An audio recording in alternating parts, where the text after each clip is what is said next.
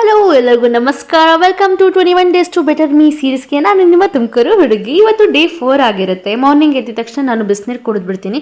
ಅದು ಕುಡ್ದಾದ್ಮೇಲೆ ಸ್ವಲ್ಪ ಅಮ್ಮ ಹತ್ರ ತಲೆ ತಟ್ಟಿಸ್ಕೊತಾ ಇದ್ದೆ, ಅಂದರೆ ಎಣ್ಣೆ ಹೆಚ್ಚಿಸ್ಕೊತಾ ಇದ್ದೆ.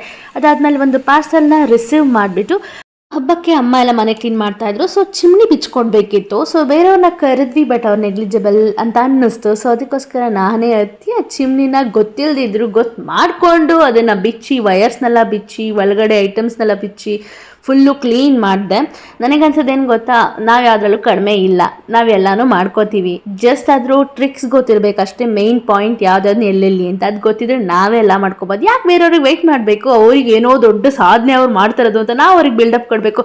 ಆ ಬಿಲ್ಡಪ್ ನಾವೇ ತೊಗೊಳ್ಳೋಣ ಅಂತ ಫುಲ್ಲು ಕ್ಲೀನ್ ಮಾಡಿಕೊಂಡು ಊಟ ಮಾಡಿ ಮತ್ತು 10K ಸ್ಟೆಪ್ಸಲ್ಲಿ 8K ಸ್ಟೆಪ್ಸ್ ಕವರ್ ಮಾಡ್ತಾ ಇದ್ದೀನಿ. ಯಾಕೆ ಅಂತ ಗೊತ್ತಾಗ್ತೀನಿ. 2K ಸ್ಟೆಪ್ಸ್ ಕವರ್ ಮಾಡೋಷ್ಟು ಡೇನೇ ಮುಗ್ದೋಗ್ಬಿಟ್ಟಿರುತ್ತೆ.